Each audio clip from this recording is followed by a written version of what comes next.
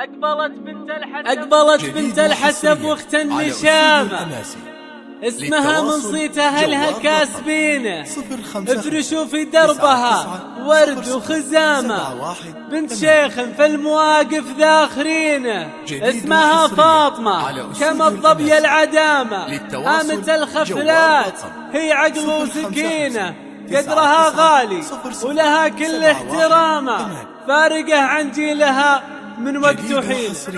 على استوديو الأناسي للتواصل جوال رقم 055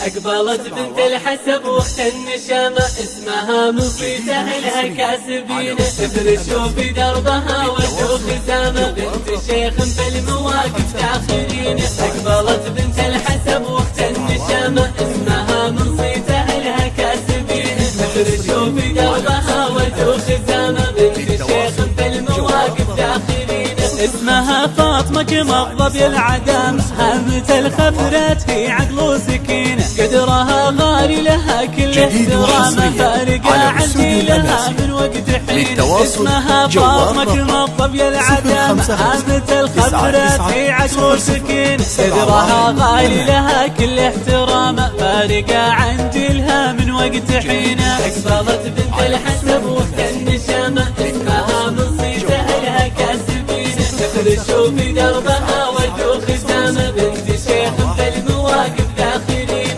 بناتها حازن على كل الوسامة، وبناتها بالزين كله تملكين، بناتها حازن على كل الوسامة، وبناتها بالزين كله تملكين، بناتها حازن على كل الوسامة، وبناتها بالزين كله تملكين. والسموحة كان يلحقنا ملامة، ولا مدحنا غير صيت شايفين، والسموحة كان يلحقنا ملامة، ولا مدحنا غير صيت شايفين. أقبلت بنت الحسب واخت النشامة، اسمها من صيت أهلها كاسبين، افرشوا في دربها ورد وخزامة، بنت شيخ في المواقف داخلين. أقبلت بنت الحسب واخت النشامة، الطريق اللي تجيب فارشين، اقلطي والبيض يرخن اللثام، البنت شيخ بالمواقف داخلين. أقبلت بنت الحسب واخت النشامة، الطريق اللي تجيب فارشين،